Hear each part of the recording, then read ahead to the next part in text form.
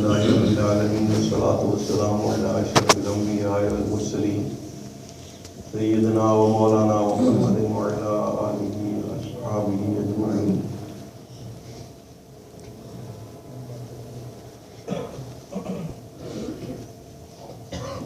أعوذ بالله من الشيطان الرجيم. بسم الله الرحمن الرحيم. والذين آمنوا أشد حبا لله. قال الله تبارك وتعالى وأطيعوا الله وأطيعوا الرسول. وقال الله تبارك وتعالى والذين جاهدوا فينا لنهدينهم سبلنا وإن الله لمع المحسنين. میرے نہایت قابل احترام میرے علماء کرام، معزز خلفاء اعظام، میرے مسلمان بھائیوں، بچوں، میری بہنوں اور بیٹیوں،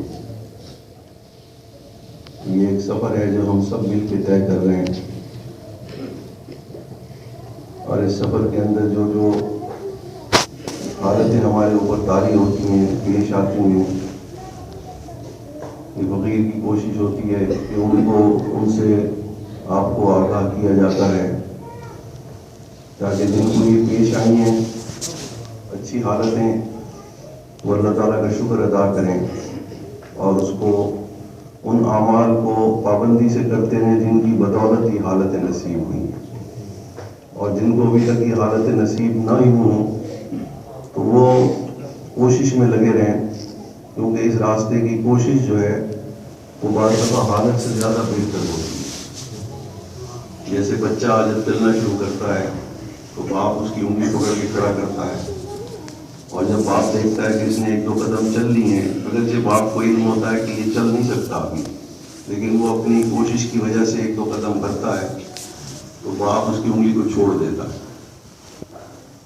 اور چھوڑنے کے بعد بچہ ایک دو قدم چلتا ہے اور پھر بیٹھ جاتا ہے یا گر جاتا ہے، تو باپ کا بچے کا یہ ایک دو قدم بھرنا اپنی ہمت سے، یہ باپ کو زیادہ محبت باپ کی اس کی طرف جاتی ہے بنسبت اس کے کہ جب وہ بڑا ہو کے خود چلنے لگے۔ بالکل اسی طریقے سے ہر طالب کا رات فقیر ایک ملفوظ حضرت کی صحبت میں جی صاحب نے کہا کہ حضرت اشرف علی صاحب تھانوی رحمۃ اللہ علیہ نے فرمایا کہ دنیا میں کوئی شخص ایسا نہیں ہوا پہلے سے بھی، موجودہ میں بھی، آئندہ میں، کہ جس نے اللہ کی طرف کی ہو اور اللہ اس کو نہ ملا۔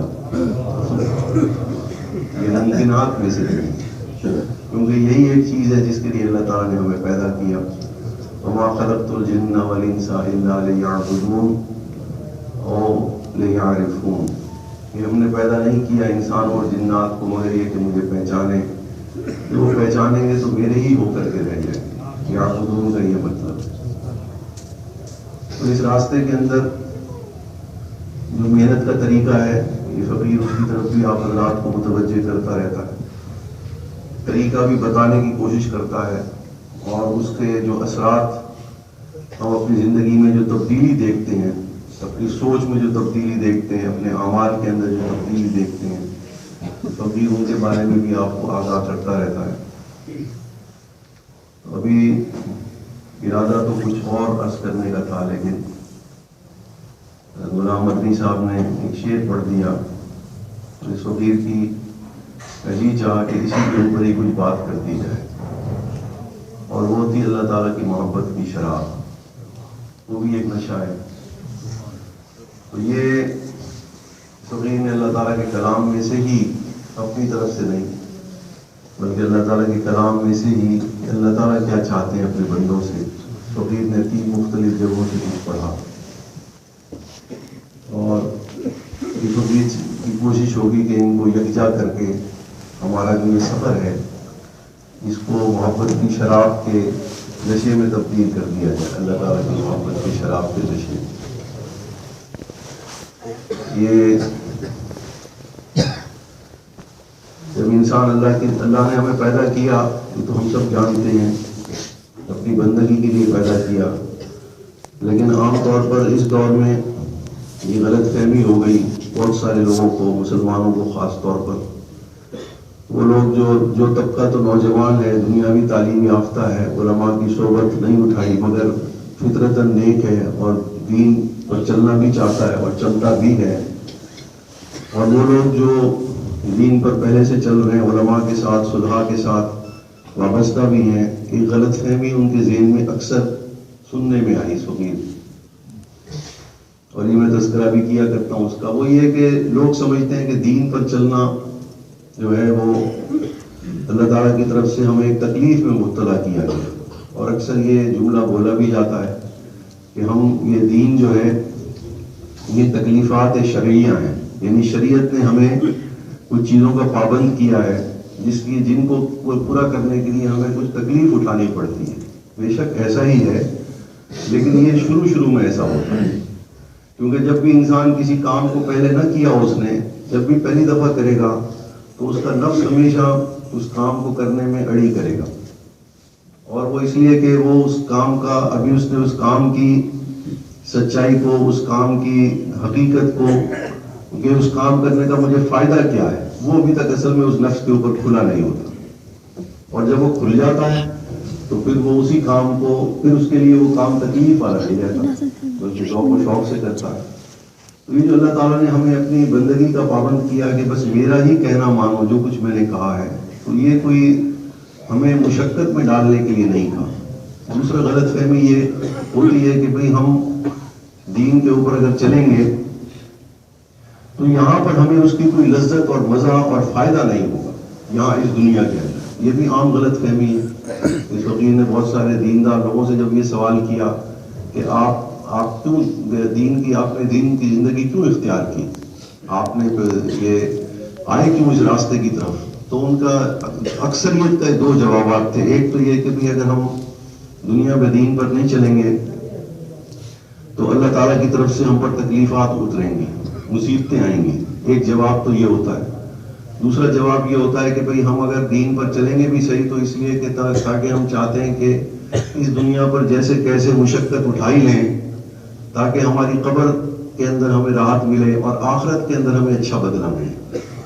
تو یہ دونوں غلط فہمیاں ہیں دین کے اوپر چلنے پہ، جس کے اللہ تعالیٰ نے ہمیں پابند کیا ہو۔ وہ ذات جو 70 ماہوں سے زیادہ محبت کرتی ہو اپنے بندوں سے،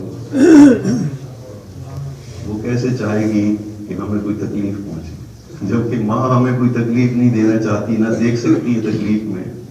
تو ذرا سوچئے تو صحیح کہ وہ ذات جو 70 ماہوں سے زیادہ، جس نے اپنی رحمت کا اندازہ بتانے کے لیے ہمیں یہ کہا کہ میری رحمت جو ہے وہ دنیا میں نے ایک حصہ اس کا صرف اتارا ہے، جس کی وجہ سے مخلوق ایک دوسرے سے محبت کرتی ہے، یہ اس میری محبت کا اثر ہے، اور 99 حصے میں نے آخرت کے اندر سنبھال کے رکھے۔ تو ایک تو یہ کہ دین پر چلنا تکلیف کا باعث ہے، اس لیے کہ وہ کہتے ہیں کہ تکلیف یہاں اٹھا لو، کیونکہ اس میں دین پر چلنے میں دنیا میں کوئی مزہ نہیں، کوئی راحت نہیں، تکلیف ہی تکلیف ہے۔ نمازیں مختلف اوقات میں آ رہی ہیں، آرام کا وقت ہے، کھانے کا وقت ہے، نماز پڑھنی ہے، روزے بھی مختلف موسموں میں بدل کے آ رہے ہیں، ادھر نماز کا، ادھر افطاری کی، ادھر افطاری کے ساتھ ہی فوراً چاہیے تو یہ تھا کہ ہمیں آرام دیا جاتا، لیکن فوراً افطاری کے بعد 20 رکعتوں کے لیے کھڑا کر دیا گیا، جبکہ ہم تو یہ سب باتیں جو جب انسان سوچتا ہے شریعت کے بارے میں تو اس کے ذہن میں یہی سوالات آتے ہیں جو ابھی تک اس کی سچائی سے واقف نہیں ہے۔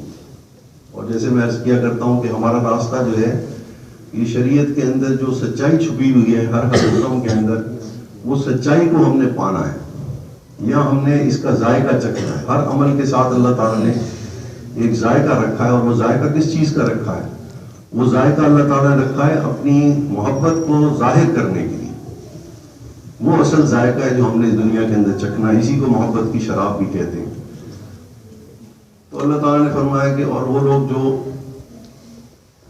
مجھے مان چکے ہیں، میری وحدانیت پہ ایمان لا چکے ہیں، ان کے دل میں وہ اللہ تعالیٰ کے لیے شدید محبت رکھتے ہیں۔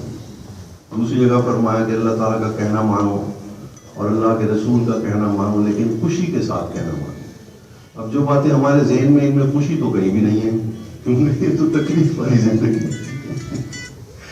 تو یہ، لیکن اللہ تعالیٰ نے اگر فرمایا کہ خوشی کے ساتھ کہنا مانو تو یقیناً اس کے اندر کوئی خوش کرنے والی بات ہوگی تو ہم خوشی سے کہنا مانیں گے۔ اور تیسری جگہ فرمایا والذین جاہدوا فینا لنہدینہم سبلنا وان اللہ لمع المحسنین۔ یہ جو ہم نے سفر طے کرنا ہے اللہ تعالیٰ کی اس مقام تک پہنچنے کے لیے، اس کے لیے اللہ تعالیٰ نے فرمایا کہ جو لوگ کوشش کرتے رہتے ہیں، کوشش اللہ تعالیٰ کو زیادہ پسند ہے بنسبت نتیجے کے، کیونکہ نتیجہ تو اللہ تعالیٰ نے دینا ہے، کوشش ہماری طرف سے، تو کوشش اللہ تعالیٰ کو بڑی پسند ہے بندے کی طرف سے کہ جو اللہ کی، تو ہم نے پہلے سامنے ایک منزل کو متعین کرنا ہے کہ ہم جو یہ دین پر چل رہے ہیں کسی بھی درجے میں، نماز پڑھ رہے ہیں، روزے رکھ رہے ہیں، زکوٰۃ فرض ہے وہ ادا کر رہے ہیں، اللہ تعالیٰ کے راستے میں کچھ خیرات کر رہے ہیں، تہجد کی توفیق آپ کو اٹھنے کی دل چاہ رہا ہے لیکن نہیں اٹھا جا رہا، پھر بھی کسی نہ کسی طریقے سے، تو یہ ساری باتیں اس لیے کہ ہم نے ابھی اس کی سچائی کو اللہ نے اتنی تکلیف میں ہمیں کیوں مبتلا کیا، تو یہ فقیر وہ بات سمجھانے کی کوشش کرے گا کہ ان سب باتوں کی یہ اندر مبتلا کرنے کا اصل مقصد یہ تھا کہ اللہ تعالیٰ ہمیں یہ بات سمجھانا چاہ رہے تھے کہ یہ ساری زندگی کے اندر جو کچھ میں نے تمہیں تکلیف دی ہے، اس تکلیف کے اندر اصل میں نے اپنی محبت چھپا کے رکھی ہے، وہ ڈھونڈنے کی کوشش کرو، اس تک پہنچنے کی کوشش کرو، جب تمہیں پتہ لگ جائے گا۔ اس لیے دیکھیں قل ان کنتم تحبون اللہ فاتبعونی، وہاں بھی اصل میں کہ اگر بندہ ہر ایمان والا اللہ تعالیٰ سے محبت کرتا ہے، اس میں کوئی شک نہیں، چاہے وہ جتنا فاسق و فاجر ہی کیوں نہ ہو، لیکن ایمان کی وجہ سے اس کے دل میں اللہ کی محبت تو یقینی ہے۔ تو یہ جو محبت ہے، تو ہر محبت کرنے والا فطری طور پر یہ بھی چاہتا ہے کہ جس سے میں محبت کرتا ہوں وہ بھی مجھ سے محبت کرے۔ تو یہ فاتبعونی کہا کہ حضور صلی اللہ علیہ وسلم نے اعلان کروایا کہ پھر اگر اللہ کی محبت چاہتے ہو کہ اللہ بھی تم سے محبت کرے تو تم ذرا میرے طریقے پر چل کے دیکھو۔ اب یہاں بھی کوئی طریقے پر چلنے کا منشا جو تھا وہ تکلیف دینا نہیں تھا، جو کہ ہم تکلیف سمجھتے ہیں، جس کو بیٹھ کے پانی پینا، 3 سانس میں پانی پینا، بھائی میں کھڑے ہو کے کیوں نہ پانی پی لوں، میں بیٹھی کے کیوں پانی پیوں، میں ایک ہی سانس میں کیوں نہ پی لوں، اتنی تکلیف، پھر میں بسم اللہ کا نام بھی لوں، پھر میں الحمدللہ بھی ساتھ ساتھ پڑھوں، پھر میں کپڑے بھی اپنی مرضی کے نہیں پہن سکتا، میں چاہتا ہوں جینس پہنوں، میں چاہتا ہوں کہ ٹی شرٹ پہن کے پھرتا رہوں، ٹائی لگاؤں، کوٹ پہنوں، یہ کیا کہ پھر ٹخنے بھی ننگے کر لو، لوگوں کے سامنے عجیب ذلت کا اظہار ہو رہا ہے، داڑھی بھی رکھ لو۔ بہت سارے لوگوں کے دفتر میں داخل ہونے سے پہلے مایوب سمجھتے ہیں کہ یہ پتہ نہیں آدمی اس جہان کا ہے بھی کہ نہیں ہے، بعض جگہوں پہ آدمی داڑھی کے ساتھ جاتا ہے تو مایوب لگنے لگ جاتا ہے، تو آدمی یہ سوچتا ہے کہ یہ فاتبعونی جو فرمایا اصل میں یہ تھا کہ میری محبت جو ہے اس کا ذائقہ تمہیں اگر چکھنا ہے تو نبی کے طریقے کو اختیار کرو، اس نبی کے طریقے کے اندر میری ساری محبت ہی محبت بھری ہوئی ہے میرے لیے، ہم نے اس مقام تک اصل میں پہنچنا۔ تو جب وہ تمہیں نبی کا طریقہ سے یہ پتہ لگ جائے کہ اصل میں یہ اللہ تعالیٰ سے محبت کا اظہار ہے، یہ تکلیف نہیں ہے، تو پھر تمہارے لیے حضور صلی اللہ علیہ وسلم کے تم تلاش کرو گے راستے کہ کون سا طریقہ ایسا ہے حضور صلی اللہ علیہ وسلم کا جو ابھی تک جس کو میں نہیں کر سکا میں وہ بھی کر لوں، تاکہ میں یہ بھی اللہ تعالیٰ کی محبت کی مٹھاس سے ہم نے اس مقام تک پہنچنا اسی دنیا کے اندر۔ تو اس کے لیے والذین جاہدوا فینا، یعنی ہم نے کوشش کرنی۔ 2 چیزیں اس کے اندر میرے بھائیوں عزیزوں ضروری ہیں اس راستے کے اندر، فقیر بار بار عرض کرتا ہے۔ ایک تو نیت، کیونکہ ہم نیت کی حفاظت کرنا سب سے زیادہ ضروری ہے۔ تو اگر میں یہ نیت کر لوں کہ میں نے شریعت کے اوپر کیوں چلنا ہے، میں نے حضور صلی اللہ علیہ وسلم کے قدم کے اوپر قدم کیوں رکھنا ہے، کیونکہ مجھے اللہ تعالیٰ کی شدید محبت حاصل ہو جائے، یہ ہے وہ انتہائی نیت جو اس راستے کے اندر آپ کو انتہائی مقام تک پہنچا دے گی، اور آپ کو ایک ایک طریقہ معلوم ہو جائے گا کہ اس طریقے کے اندر اللہ تعالیٰ نے در حقیقت اپنے سے محبت کرنے کا طریقہ سکھایا ہے۔ یوں سمجھیں، یہ بیٹھ کے پانی پینے کے اندر اللہ تعالیٰ سے کس طرح محبت کا اظہار ہوتا ہے، ٹخنے ننگے رکھنے میں اللہ تعالیٰ سے کیسے محبت کا اظہار میں کر سکتا ہوں، سر ڈھانپ کے میں اللہ تعالیٰ سے کیسے محبت کا اظہار کر سکتا ہوں، کس جگہ پر سر ننگا رکھ کے اس کا کہنا ماننا ہے، کہیں سر ڈھک کے کہنا ماننا ہے، کہیں پہ لباس صدر چھپا کے کہنا ماننا ہے، کہیں پہ صرف 2 چادریں اوڑھ کے اس کا کہنا ماننا ہے۔ تو یہ سب چیزیں اگر اللہ تعالیٰ کہیں پہ کھڑے ہو کر کے بغیر حرکت کے اس کا کہنا ماننا ہے، اور کچھ نہیں کر سکتے آپ نماز کی حالت میں، نماز اس کے علاوہ کچھ کریں گے تو وہ محبت کے اندر کمی آ جائے گی، اور کہیں پر چلا پھرا کر کے دوڑا کر کے اللہ تعالیٰ نے اپنی محبت کا اظہار ہم سے کروایا تو یہ ساری باتیں اصل میں بندہ اللہ سے کیسے محبت کر سکتا ہے، وہ اللہ تعالیٰ نے محبت کے طریقے حضور صلی اللہ علیہ وسلم کے ذریعے انسانیت کو سکھا دی۔ فتبعونی کا مطلب ہے کہ میں نے اپنے نبی کو وہ طریقہ سکھا دیا ہے کہ اس طریقے کے اندر اصل میں میری محبت کا اظہار ہے، مجھ سے محبت کرنے کا طریقہ میں نے تمہیں بتایا۔ یہ کوئی زبردستی چٹی والی چیز نہیں ہے جو میں نے تم پر عائد کی، تو اس کے درجات ہیں۔ یہ چونکہ اللہ تعالیٰ نے اپنی محبت کا اظہار اپنے بندوں سے ماں کے رشتے کے ذریعے سے سمجھایا کہ مجھے اپنے بندوں سے میری رحمت، اگر اپنے بندوں سے سمجھنا چاہتے ہو کہ میں اپنے بندوں سے کتنی محبت کرتا ہوں، تو ماں کا رشتہ جو ہے انسانوں کے اندر یہ واحد رشتہ ہے جو سب سے زیادہ محبت کا اظہار کرتا ہے اس دنیا کے اندر۔ ایک انسان دوسرے انسان سے وہ ماں کی شکل میں وہ محبت ہمیں ظاہر ہوتی ہے۔ تو اللہ تعالیٰ نے فرمایا کہ یہ میں نے جو کچھ تمہیں، جو شخص مجھے مان لیتا ہے، مجھ پر ایمان لے آتا ہے، تو وہ میرا کہنا بھی ایسے ہی مانتا ہے، اسی محبت کے جذبے کے ساتھ، اسی محبت کے نشے میں، جیسے کہ ماں کی محبت تم دیکھتے ہو۔ ماں کی محبت کا ذرا اندازہ کیا جائے تو اللہ تعالیٰ کی شریعت کے بڑے بڑے مسائل سمجھنے آنے لگ جائیں گے۔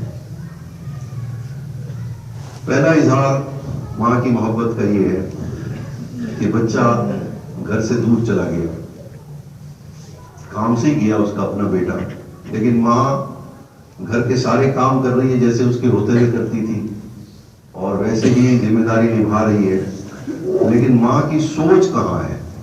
بچے کا پیچھا کر رہی ہے یا کام کی طرف؟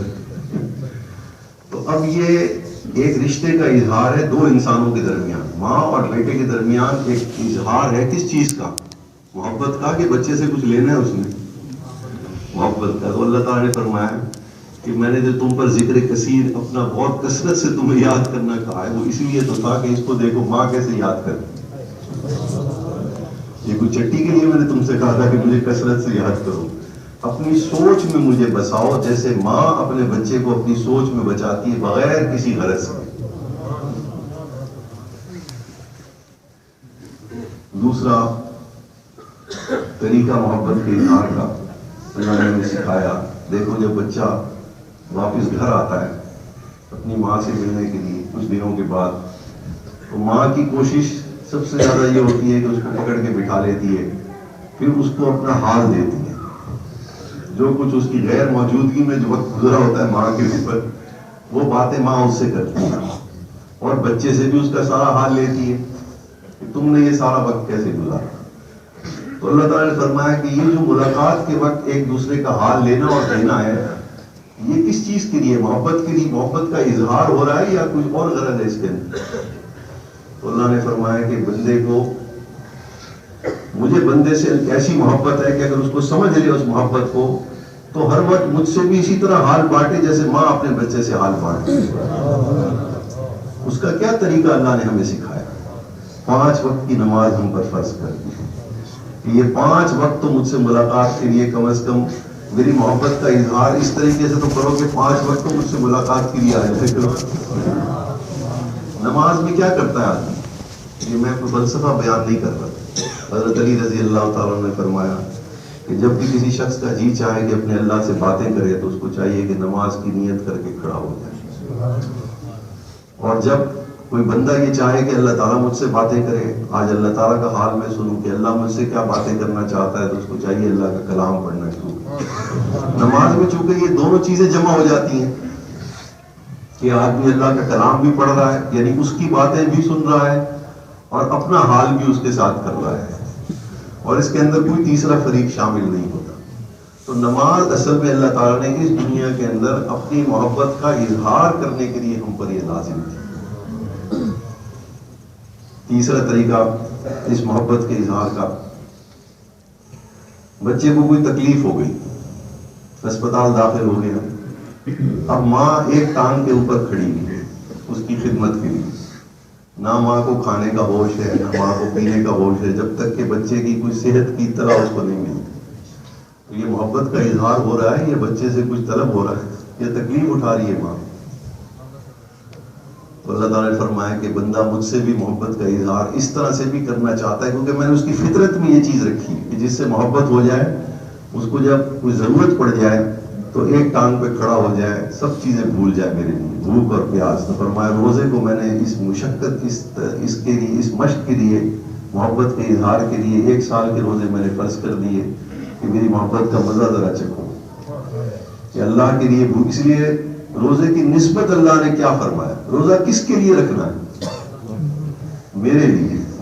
اور اجر کیا کون دے گا؟ میں ہی. حضرت علی رضی اللہ تعالیٰ نے فرمایا کہ بہترین روزہ جو بندہ اللہ کے لیے رکھ سکتا ہے, بھوکا پیاسا رہتا ہے, وہ شدید گرمی کا روزہ ہے. کیونکہ اس میں جو اللہ تعالیٰ اس کو, جو اللہ نے فرمایا نا کہ روزہ میرے لیے, یہ میرے لیے کا مزہ جو ہے نا یہ بندہ چکھتا ہے شدید گرمی کے روزے میں روزہ. یہ سردی کے روزے کے اندر وہ مزہ نہیں اللہ کی محبت ظاہر کرنے کا جو گرمی کے روزے کے اندر ہے. پھر جب بچے کو کوئی ضرورت پیش آ جائے تو ماں اپنی جیب سے اپنی جو بچی کچھ رقم جو ہے وہ بغیر سوچے سمجھے بس صرف بچے کو ضرورت پیش آ گئی تو وہ بچے کے اوپر خرچ کرنا شروع کر دیتی ہے جب تک اس کی ضرورت پوری نہ ہو جائے. تو اللہ تعالیٰ نے ہماری اس محبت کا اظہار بھی اپنے ساتھ ظاہر کرنے کے لیے جس کے پاس ہو وہ اس کے لیے زکوٰۃ کو فرض کر دیا, اور جس کے پاس نہ ہو وہ بھی اللہ کی ضرورت کے لیے خرچ کرے, وہ اللہ کو اور زیادہ محبوب ہو گیا یہ چیز. یعنی نفلی خیرات کرنا جو ہے یہ اللہ تعالیٰ کی محبت کے لیے تھا. اس لیے یہ اشکال کفار کو ہوا, مشرکین کو یہ اشکال ہوا کہ اللہ تعالیٰ تو سارے جہان کو کھلاتا پلاتا ہے, ہم پر کیوں پابندی کر دی اس نے کہ ہم بھی اس کی مخلوقوں کو کھانا کھلائیں, وہ نہیں کھلا سکتا خود کے. لیکن جس کو پتہ لگ جائے کہ یہ اللہ تعالیٰ کو, اسی لیے ایک تابعی تھے, وہ جب بھی کوئی سائل آتا تھا دروازے کے اوپر صلا لگاتا تھا تو وہ اٹھ کر کے خود جا کے اس کو رقم دیا کرتے تھے, حالانکہ کافی مالدار تھے, نوکر چاکر بھی کا ساتھ تھے. تو لوگوں نے کہا کہ بھئی آپ نے یہ خیراتی دینی تھی تو کسی ملازم کے ہاتھ بھجوا دیتے. تو فرمایا کہ تم نہیں سمجھتے, یہ میں اس کے ہاتھ پر تھوڑی دے رہا ہوں کہ تم اللہ تعالیٰ کے ہاتھ پر رکھو, صدا تو اس کی طرف سے لگوائی گئی. تو جس کو محبت ہو جاتی ہے اللہ تعالیٰ سے وہ پھر خیرات اس انداز میں کرتا ہے اپنی محبت کا اظہار کرنے کے لیے. پھر بچے نے کہیں گھر بنوایا, اللہ تعالیٰ نے اس کو خوشحالی عطا فرما دی, تو بچے نے گھر بنایا, ماں کو دعوت دی. اب جب ماں اس کے گھر جاتی ہے اپنے بچے کے تو اس کی حالت دیکھنے کی ہوتی, وہ گھر کو دیکھتی ہے کہ کمرے کا چکر لگاتی ہے, لیٹرین بھی گھومتی ہے, چھت پہ بھی جاتی ہے, ہر جگہ جاتی ہے. پھر بچے سے بھی ساتھ ساتھ باتیں کرتی رہتی ہیں, یہ تم نے ایسی چیز کیوں بنوائی, یہ کس میں یہ چیز ایسا لگوایا, اس کی کیا چیز تھی. تو یہ مکان اور مکین دونوں کو دیکھنے کی طلب اور ایک ایک چیز کی طلب اللہ نے ہم سے پوری کروائی حج کے لیے. میں نے بھی اپنا گھر اس لیے بنایا ہے کہ آؤ آ کر کے دیکھو, اپنی محبت کا اظہار کر کے مجھے دکھاؤ کہ تم میرے گھر کو کس شوق سے دیکھنا چاہتے ہو. اس لیے حضرت عمر رضی اللہ تعالیٰ فرماتے تھے کہ جب خلفائے راشدین کی عادت مبارک تھی کہ جب بھی حج ہوتا تھا تو تشریف لے جاتے تھے, تو فرمایا کہ جب اس زمانے میں جب فراخی ہوئی, کافی مال آنے لگ گیا مسلمانوں کے پاس, تابعین اور تبع تابعین اور بہت سارے لوگ اسلام میں داخل ہونے لگ گئے, تو حج کا حج بھی بڑھنے لگ گئے. تو حضرت عمر رضی اللہ تعالیٰ کھڑے ہوئے اور افسوس کے ساتھ کہنے لگے کہ اب لوگوں کی کثرت بڑھ گئی ہے اور زیارت کا شوق کم ہو گیا. من استطاع الیہ سبیلا. تو اللہ تعالیٰ کے گھر کو دیکھنے کی جو کیفیت اگر آپ سوچیں تو اس کے اندر وہ ساری چیزیں آپ کو نظر آئیں گی. جو ماں کا رشتہ اپنے بیٹے کے گھر کو دیکھنے کی جو دیدنی جو کیفیت ہوتی ہے وہ وہاں اس کو آپ کو سمجھ آئے گی کہ حج اللہ تعالیٰ نے کس محبت کے اظہار کے لیے اس دنیا میں ہمارے لیے رکھا. اس لیے فرمایا ایک اللہ والے تھے, وہ جب پہلی دفعہ حج پہ تشریف لے گئے واپس آئے تو لوگوں نے پوچھا کہ آپ کا حج کیسا رہا. فرمایا کہ بس ٹھیک ہے, فریضہ ادا ہو گیا, صرف گھر نظر آیا, گھر والا کہیں نظر نہیں آیا. دوسری دفعہ تشریف لے گئے, پوچھا کہ اب آپ کا حج کیسا رہا. فرمایا کہ اب اللہ تعالیٰ نے تو مہربانی فرمائی, گھر بھی نظر آیا, گھر والا بھی نظر آیا. تیسری دفعہ جب حج پہ تشریف لے گئے تو فرمایا اب کیا ہارا. فرمایا کہ اب تو اللہ نے مزے ہی کرا دیے, اب تو صرف گھر والا نظر آیا, گھر کہیں نظر نہیں آیا. والذین آمنوا اشد حبا للہ. بچوں میں لڑائی ہو گئی, بہن بھائیوں میں, کوئی غلطی پر تھا, کوئی سچا تھا. ماں کی کیا کوشش ہوتی ہے, فیصلہ وہ قاضی بن کے ان کا جھگڑا نپٹاتی ہے یا صلح کی شکل میں نپٹاتی ہے؟ تو فرمایا کہ تم سب, اللہ تعالیٰ نے فرمایا کہ تم سب آپس میں بھائی بھائی. جب تم میں آپس کے اندر اختلاف ہو جائے تو یاد رکھنا کہ تم ایسے ہی ہو جیسے کہ ایک ہی خاندان کے افراد ہوتے ہیں. تو آپس میں صلح کی کوشش کرتے رہنا, کیونکہ اللہ تعالیٰ کو یہ بہت محبوب ہے. آپ دیکھ لیجئے اجتماعی عبادات جتنی بھی ہیں ان کے اندر نماز کے جتنے احکامات ہیں, اگلی صف کو پورا کرنا, دو صفوں دو نمازیوں کے درمیان خلا نہ رکھنا, غیبت سے بچنا, چغلی سے بچنا, تہمت لگانے سے بچنا, یہ سب اکرام مسلم نہیں ہے تو اور کیا ہے؟ اللہ تعالیٰ کی مخلوق کے ساتھ محبت کا اظہار نہیں تو اور کیا ہے؟ کیونکہ اللہ تعالیٰ چاہتے یہ ہیں کہ یہ تم سب آپس میں بھائی ہو اور آپس میں ایک دوسرے کے ساتھ صلح کر کے رہو, کیونکہ مجھے یہ پسند ہے. تو جو آدمی اللہ تعالیٰ سے محبت کرنے لگ جاتا ہے اس کو یہ بات سمجھانے کی ضرورت نہیں پیش آتی کہ یہ اللہ کی مخلوق کے ساتھ کیسے برتاؤ کرنا. اور اس کا اظہار اللہ تعالیٰ نے خود فرمایا کہ یہ ساری مخلوق میرا کنبہ ہے اور تم میں سے میرے نزدیک سب سے زیادہ پیارا وہ شخص ہے جو میرے کنبے کے ساتھ اچھا ہے.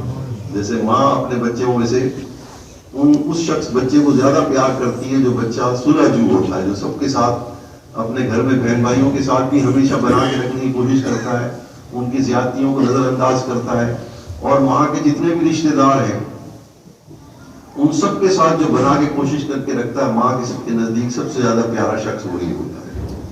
تو اللہ تعالیٰ نے ہمیں بھی یہ محبت کا یہ اظہار سمجھانے کے لیے. اب یہ اسی طرح سے شریعت کے احکامات ہیں. آپ شریعت کے احکامات فرض, واجب, سنت, مستحب کو سمجھ لیجیے. جیسے حضرت گنگوئی رحمۃ اللہ علیہ فرمایا کرتے تھے کہ ہم مٹھائیوں کے نام جانتے ہیں, ہم نے ابھی اس کا ذائقہ نہیں چکھا تھا, حاجی صاحب نے ہمیں اس کا ذائقہ چکھا دیا. مٹھائیوں کے اندر دو اہم جز ہوتے ہیں, ایک دودھ اور ایک چینی. یہ تو آپ سمجھیں کہ فرض اور واجب ہے, کیونکہ اس کے بغیر مٹھائی پوری نہیں ہوتی. اور سنت جو ہے وہ اس کے اندر ذائقہ پیدا کرتا ہے. کبھی اسی دودھ کے اندر, دودھ اور چینی کے اندر کبھی آئس کریم کا ذائقہ آ جاتا ہے, کبھی کسٹرڈ کا ذائقہ آ جاتا ہے, کبھی کھیر کا ذائقہ. تو یہ سنتیں جو ہیں حضور صلی اللہ علیہ وسلم کی, ان کا ذائقہ بالکل ایسے ہے جیسے مختلف ذائقے ہیں مٹھائی کے اندر, ہم نے چکھے نہیں ابھی تک. اور مستحب کیا چیز ہے؟ مستحب اصل میں اوپر کی وہ سجاوٹ ہے جو سویٹ ڈش کے اوپر رکھی جاتی ہے, اور ہم اس کو کہتے ہیں مستحب ہی تو ہے, نہیں عمل کریں گے تو کیا نقصان ہوگا. ہم نے وہ بھی شریعت کی سویٹ ڈش کو دیکھے ہی نہیں ہے. تو اللہ والے مجھے وہ ذائقہ چکھاتے ہیں. وہ جب ڈش سامنے آتی ہے شریعت کی تو ان میں سے پھر مستحب کو چھوڑنے کو جی نہیں چاہتا, کیونکہ وہ تو سب سے اوپر سجاوٹ تو اصل میں وہی ہے. فرض واجب تو کے بغیر تو میٹھا مکمل نہیں ہے, لیکن اس کا ذائقہ وہ ساری سنتیں حضور صلی اللہ علیہ وسلم. ایک ایک سنت حضور صلی اللہ علیہ وسلم کی مختلف مٹھائیوں کے ذائقے. لڈو کا ذائقہ الگ ہے, اس کے اندر جو خوشبو ڈالی جاتی ہے لڈو کے اندر اس کا ذائقہ کچھ اور ہے, جلیبی کا کچھ اور ہے. تو سارے اجزاء ایک ہی میٹھی چیزیں, لیکن یہ چیزوں کی بناوٹ جو ہے آپ اس کو اسی طرح سے سمجھیں کہ اس کے اندر دو اجزاء تو ضروری ہیں مٹھائی کے اندر, اس کے بغیر مٹھائی مکمل نہیں ہوتی. ایک تو دودھ اور ایک چینی, اور باقی ساری چیزیں جو ہیں اس لیے فرمایا فاتبعونی. اللہ تعالیٰ سے محبت کرنا چاہتے ہو تو محبت کا طریقہ سیکھو تو صحیح. پہلے فرمایا میرے طریقے پر چلو, تو پھر تمہیں پتہ رہے گا کہ اللہ تعالیٰ نے میرے طریقے کے اندر کتنی مٹھاس رکھی ہے. پھر اصل میں تمہیں صحیح محبت ہو جائے گی اللہ تعالیٰ سے. اور جب تمہیں میرا طریقہ میں مٹھاس نظر آئے گی, پھر اللہ تمہیں بھی پسند کرنے لگ جائیں گے کہ یہ میں نے جو سویٹ ڈش پیش کی تھی بندوں کے سامنے, ان کو پسند بھی آئی کہ نہیں آئی. یہ سفر, اسی سفر تک پہنچنے کا نام سلوک, اسی کا نام طریقت ہے. یہ طریقہ, اس میں 3 درجے ہیں. محبت اللہ کا حق کہنا ماننا اس لیے کہ اس کہنے کے اندر اللہ تعالیٰ نے اپنے سے محبت کا اظہار رکھا ہے اور کچھ بھی نہیں. بس آپ دیکھیے جب ضرورت پیش آ گئی, گھر کے اوپر اچانک حملہ ہو گیا, تو ماں سب سے زیادہ حفاظت کرتی ہے اپنے بچوں کی کہ کوئی اور کرتا ہے. اور اللہ تعالیٰ نے فرمایا جب میرے دین کے اوپر کوئی حملہ ہو جائے, تو یہ دین اتنی قیمتی چیز ہے, اتنی زبردست چیز ہے انسانیت کے لیے کہ اس کو بچانے کے لیے پھر جو بھی جان اور مال پیش کرے گا وہ میرا محبوب ہو جائے گا زیادہ. حضور صلی اللہ علیہ وسلم نے اس کا اظہار ایسے خود فرمایا, کہ میرے الفاظ نہیں, حضور صلی اللہ علیہ وسلم فرما رہے ہیں کہ میں محبت کرتا ہوں اس بات سے کہ میں اللہ تعالیٰ کے راستے میں قتل کیا جاؤں, پھر زندہ کیا جاؤں, پھر قتل کیا جاؤں, پھر زندہ کیا جاؤں, پھر قتل کیا جاؤں. یہ تین مرتبہ حضور صلی اللہ علیہ وسلم قتل ہونے کی خواہش کر رہے. کس کے لیے؟ مقام شہادت کے لیے, اس کی محبت میں. اور پھر یہ فرمایا اپنے چچا حمزہ کی لاش کے اوپر, اور میں جب آپ کی لاش مبارک ملی تو اس کا مسئلہ ہوا تھا, اعضاء کٹے ہوئے تھے, تو آپ دیدہ بھی ہو گئے. اور ساتھ ایک عجیب جملہ فرمایا کہ اگرچہ اپنے میتوں کو دفنانے کا حکم ہے شریعت کے اندر, لیکن میں یہ چاہتا تھا کہ میرے چچا کی لاش کو پرندے کھا جاتے, کوئی ٹکڑا ان کے جسم کا نہ بچتا جس کو دفنایا جاتا, اور قیامت کے دن میرے چچا کی لاش مختلف پرندوں کے پوٹوں سے برابر ہوتی, وہ اللہ کے سامنے اس طریقے سے پیش کی جاتی لاش میرے چچا کی. یہ اپنا اظہار فرمایا کہ میں بھی اللہ کے سامنے ایسے ہی پیش ہونا چاہتا ہوں کہ جیسے کچھ ٹکڑا جسم کا نہ بچے, اس حالت میں قتل کیا جاؤں گے, کوئی چیز جسم کا ٹکڑا نہ بچے, اور پھر مختلف جگہوں سے اللہ تعالیٰ میرے جسم کے ٹکڑوں کو جمع کر کے اپنے سامنے پیش کھڑا کرے. یہ محبت کا اظہار نہیں تو اور کون سی چیز ہے؟ ہم نے ان سب چیزوں کو حاصل کر سکتے ہیں اسی دنیا کے اندر, سب چیزیں موجود ہیں.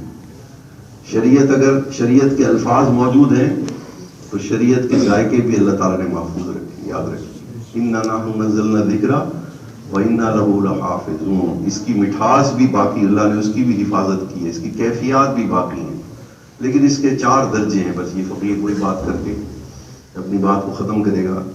یہ سارا اس محبت تک کہ شریعت کا ایک ایک حکم محبت سے بھرا ہوا ہے, اللہ تعالیٰ سے محبت کا اظہار ہے اور کچھ بھی نہیں ہے. بس وہ چاہے مستحب ہو, چاہے وہ سنت ہو, چاہے وہ فرض ہو, چاہے وہ واجب ہو, اس میں سوائے اپنے اللہ تعالیٰ کے ساتھ اپنی محبت کے اظہار کے کوئی دوسری چیز نہیں.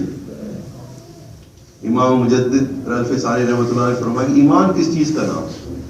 ایمان نام ہے اللہ کے اوپر جان قربان کر دینے کا, وارفتگی کا نام, دیوانگی کا نام. اس لیے تو صحابہ سے فرمایا کہ اللہ تعالیٰ کا ذکر ایسے کرو جیسے کوئی دیوانہ کرتا ہے. ماں کو دیکھو وہ دیوانگی کی طرح یاد کرتی ہے بیٹے کو کہ نہیں, جب وہ گھر میں نہیں ہوتا.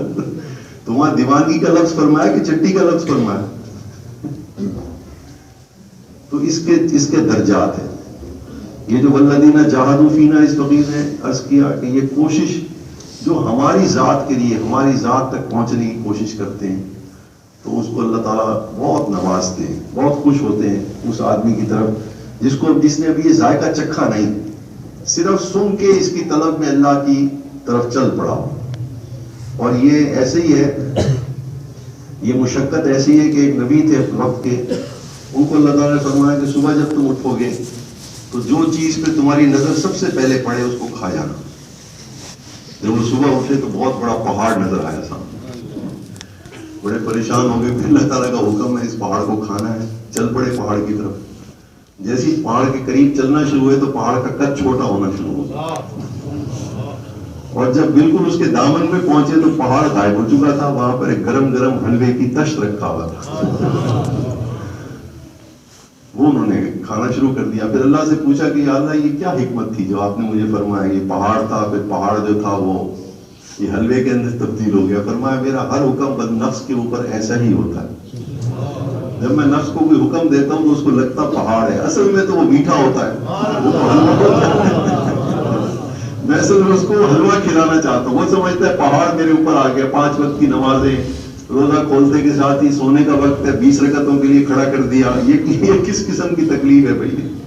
سب گرمی کا روزہ ہے, دن بھی لمبے کر دیے اور بھوکا بھی رکھنا شروع کر دیا, اور فرما رہے کہ میرے لیے میں اس کا اجر دوں گا. یہ سب باتیں کوئی جان اور مال کی اللہ تعالیٰ کو کیا ضرورت تھی؟ فرشتے نہیں اتارے اور کفار کو ختم کر دیں، ہماری جان اور مال کیوں لیتے ہیں؟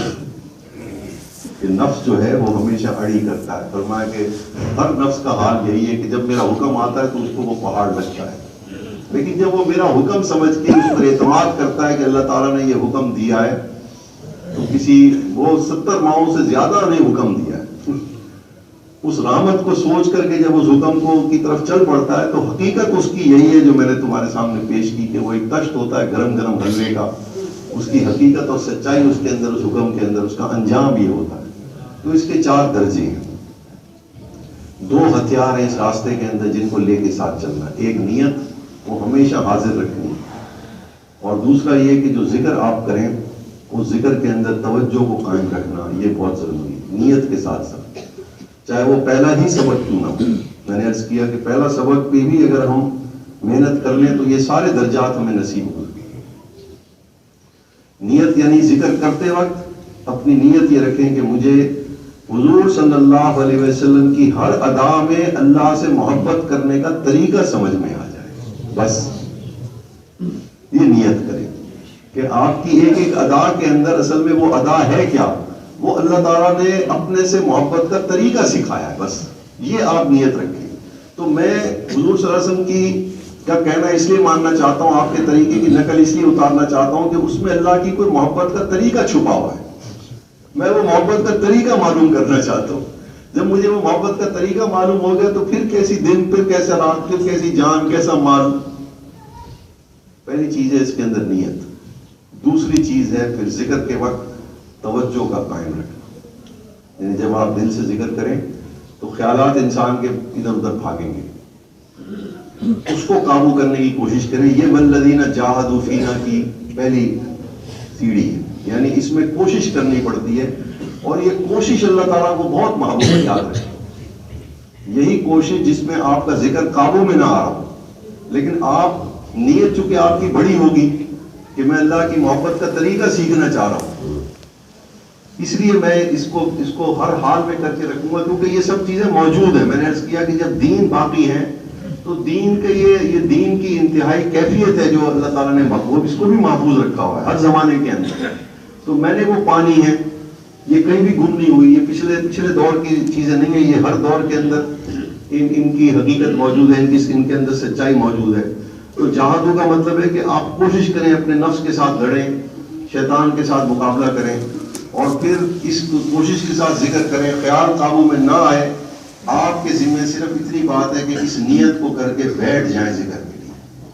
بس اس سے زیادہ اور کیا آسان کام ہوگا کہ آپ ذکر کے لیے وقت تو نکالیں، اور جتنی دیر آپ بیٹھے رہیں گے اگرچہ اس تمام وقت کے اندر اگر آپ کے خیالات پورا جتنی دیر بھی آپ ذکر کے لیے بیٹھے، اگر وہ سارے وقت میں آپ کے خیالات گھومتے رہے، لیکن آپ کو یہ احساس رہا کہ بیٹھا میں اللہ کے ذکر کے لیے ہوں، یہ احساس قائم رہ گیا، تو سمجھ لیں کہ آپ کا قرب کے اندر اتنی دیر آپ اللہ کے قرب کے اندر اڑتے رہے.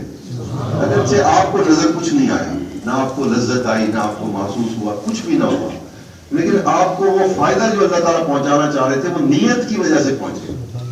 ہر مرد کے لیے وہی چیز ہے جس کی وہ نیت کرے. تو نیت کی وجہ سے آپ کو اللہ تعالیٰ آپ کے لیے، اور یہ دروازہ یاد رکھیں، یہ دروازہ اچانک کھلتا ہے، پتہ نہیں چلتا کہ یہ میں کس جہان کے اندر پہنچی. تو کوشش سب سے پہلی تو ہے یہ. اس میں پہلا درجہ جو آپ کو نصیب ہوگا وہ ہوگا کہ حضور صلی اللہ علیہ وسلم کی ہر ادا آپ کو خوبصورت لگنے لگ جائے. لقد کان لکم فی رسول اللہ اسوۃ حسنہ. سب سے پہلے تو آپ کو حضور صلی اللہ علیہ وسلم کی ہر ادا کے اندر خوبصورتی نظر آئے گی. یہ پہلا درجہ ہے، کیونکہ اس کے لیے بھی ذکر کو اللہ نے مشروط کیا. یہ کس کو نظر آئے گی؟ لمن کان یرجو اللہ والیوم الآخر وذکر اللہ. کہ جو میرے سے ملاقات کرے گا قیامت کے دن، جو امید رکھتا ہے کہ میرے سامنے آئے گا، میں اس سے پوچھوں گا نہیں اتنا خوبصورت طریقہ بھیجا تھا میں نے، اس میں خوبصورتی دیکھی تم نے؟ تو اس خوبصورتی کو ڈھونڈنے کے لیے ذکر کثیر، نیت اور ذکر کثیر. تو آپ کو حضور صلی اللہ علیہ وسلم کا طریقہ اچھا لگنے لگ جائے، یہ ہے اس کے اندر. اور اچھے سے مراد اس کی خوبصورتی دوسرے طریقوں کے مطابق کے مقابلے میں آپ کو خوبصورت لگے، یعنی کھڑے ہو کے پانی پینا آپ کو بدصورت محسوس ہوگا اپنے اندر، اپنی سوچ میں، اور بیٹھ کے پانی پینا آپ کو خوبصورت لگنے لگ جائے۔ کھانے سے پہلے ہاتھ دھونا آپ کو اچھا لگے گا، بغیر ہاتھ دھوئے کھانا کھانا آپ کو بدصورت لگے گا۔ مسواک کرنی آپ کو خوبصورت لگنے لگ جائے گی، ٹوتھ برش کرنا آپ کو اس کے مقابلے میں بدصورت لگے گا، اگرچہ وہ دوا کے طور پر ٹھیک ہے۔ پیسٹ کو دوا، میں پیسٹ کو حرام نہیں کہہ رہا اس مجلس میں، یہ سمجھانا چاہ رہا ہوں، فرق کو سمجھانا چاہ رہا ہوں۔ تو یہ ہر ادا جو ہے ٹخنے ننگے رکھنا آپ کو وہ لطف دے گا جو ٹخنے ڈھانکنے میں آپ کو مزہ نہیں آئے گا۔ تو یہ پہلی صورت، پہلے جب آپ والذین جاہدوا کوشش کریں گے اللہ تعالیٰ کے راستے میں، عورت کو اپنا حجاب کرنا، دوسروں سے اپنے آپ کو چھپانا، اس کے اندر وہ حسن اور خوبصورتی نظر آئے گی جو ظاہر کرنے میں نہیں آئے گی۔ ہماری ایک پیر بہن ہے اسی شہر کی، فقیر نے 2 پیر بہنیں ہماری، ایک نے جب شرعی پردہ کیا تو ان کا حال انہوں نے اس فقیر کو بتایا کہ ان کو اتنی زیادہ حیا ان کے اندر پیدا ہو گئی شرعی پردہ کرنے سے کہ وہ اخبارات میں بھی، تصویر میں بھی کسی غیر محرم کو نہیں دیکھتے، اس سے بھی، تصویر سے بھی اپنا نظریں بچاتے۔ اور ایک پیر بہن اسی رحیمیہ خان میں ہے، وہ حضور صلی اللہ علیہ وسلم کی زیارت کی بڑی مشتاق ہے، کئی مرتبہ حضور صلی اللہ علیہ وسلم کی ان کو زیارت ہوئی، کئی مرتبہ، لیکن مجھے فرمانے لگی کہ میں نے ایک مرتبہ بھی حضور صلی اللہ علیہ وسلم کے چہرے انور کی طرف نہیں دیکھا۔ کیوں نہیں دیکھا؟ اس لیے کہ آپ ہی نے تو منع فرمایا تھا غیر محرم کو دیکھنے کے۔ جذبہ دیکھیے، حکم زیادہ محبوب ہے، اگرچہ کون نہیں چاہتا کہ آپ کے چہرے انور کو دیکھیں، لیکن آپ کا حکم اپنی محبت پہ غالب رہا۔ ہمیں بہت اونچی سوچ ہے۔ عورت ہو، محبت سے بھری ہوئی ہو، زیارت کا شوق ہو، زیارت ہو بھی صحیح، فرمایا میں نیچے نظریں کر کے ہمیشہ بات کرتے رہی آپ سے، میرے چہرے کی طرف نہیں دیکھا کہ حضور صلی اللہ علیہ وسلم محسوس نہ کر لیں کہ یہ کیوں دیکھ رہی ہے۔ تو یہ محبت پتہ لگ جاتا ہے کہ یہ جب محبت پیدا ہو جائے تو حکموں کے اندر پہلے درجے میں اللہ تعالیٰ حسنہ ظاہر کرتے ہیں کہ میرے نبی کا ہر حکم جو ہے نا وہ اصل میں ہے خوبصورت۔ دوسرے درجے میں جب خوبصورت نظر آنے لگ جاتا ہے پھر آدمی کا جی چاہتا ہے کہ اب یہ میں کہنا خوشی سے مانوں، اس لیے اطیع اللہ و اطیع الرسول فرمایا۔ اطاعت کا مطلب کہنا ماننا نہیں صرف، بلکہ خوش ہو کے کہنا ماننا۔ اطاعت کے اندر خوشی کا لفظ موجود ہے، تو اللہ کا کہنا مانو خوش ہو کر کے، اور رسول کا کہنا مانو خوش ہو کر کے۔ تو اب جب وہ خوش ہو کے مانیں گے تو کون سا بوجھ رہ گیا نفس کے اوپر؟ اور اس کے بعد اللہ تعالیٰ وہ درجہ عطا فرمائیں گے جو اس فقیر نے سمجھانے کی کوشش کی، کہ پھر پتہ لگے گا کہ اصل میں ہر ادا شریعت کا، ہر مسئلہ چاہے وہ مکروہ تنزیہی ہے، وہ کتنا ناپسندیدہ ہے اللہ تعالیٰ کو، اس سے آپ ایسے بچیں گے جیسے کہ میرے اور محبت کے درمیان فرق آئے۔ یہ فقیر اکثر عرض کیا کرتا ہے کہ عورتوں کی واقعہ اس نے ضمن عرض کیا کہ ایک چیز جو سالک ہوتا ہے اس کے ایک حرکت کے اوپر اللہ تعالیٰ کی نظر ہوتی ہے، کیونکہ وہ تربیت کر رہے ہیں اس کی طلب کو ضائع نہیں ہونے دیتے۔ اس فقیر نے کئی مرتبہ یہ مسئلہ سمجھانے کی کوشش کی کہ اللہ تعالیٰ کی سب سے زیادہ قریب ہونے کا راستہ جو ہے وہ عورت کا رشتہ ہے، یاد رکھیے۔ عورت کے رشتے کا، عورت کے ساتھ وہ برتاؤ جو شریعت نے بتایا ہے، یہ سب سے زیادہ قریب ترین راستہ ہے اللہ تعالیٰ تک پہنچنے کا اور حضور صلی اللہ علیہ وسلم تک پہنچنے کا، کیونکہ آپ نے فرمایا کہ عورتیں مجھے سب سے زیادہ محبوب ہیں۔ تو جس کو جو چیز محبوب ہو اس کے ساتھ محبوب والا سلوک کریں گے تو محبوب بنیں گے کہ نہیں حضور صلی اللہ علیہ وسلم کے؟ ہمارے پیر بھائی ہیں، پروفیسر ہیں، ابھی انہوں نے مجھے اس فقیر کو واقعہ سنایا، اور ہم چھت پہ سو رہے تھے،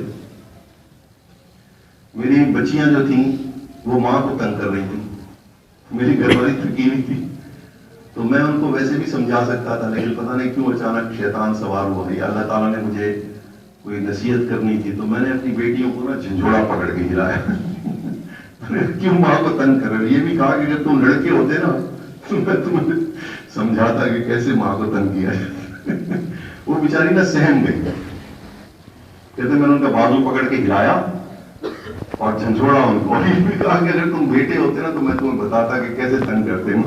چھوٹی بچیاں تھیں نابالغ، کہتے ہم سو گئے۔ اگلے دن فرماتے میں دلائل الخیرات پڑھ رہا تھا، یونیورسٹی کے بڑے پروفیسر ہیں، ہیڈ آف ڈپارٹمنٹ، لیکن طالب ہیں، اور میں دلائل الخیرات پڑھ کے میں نے جب ختم کی اور میں نے جب بند کی، ایک آواز آئی، حضور صلی اللہ علیہ وسلم تم سے ناراض ہیں۔ فوراً اٹھا، میں نے اپنی بیٹیوں سے معافی مانگی، فوراً شرح صدر، ایسے لگا کہ حضور صلی اللہ علیہ وسلم کی ایسی توجہ آئی ہے کہ میں نے اس سے پہلے محسوس نہیں کی۔ یہ سب اللہ تعالیٰ کی محبت کے اظہار ہے۔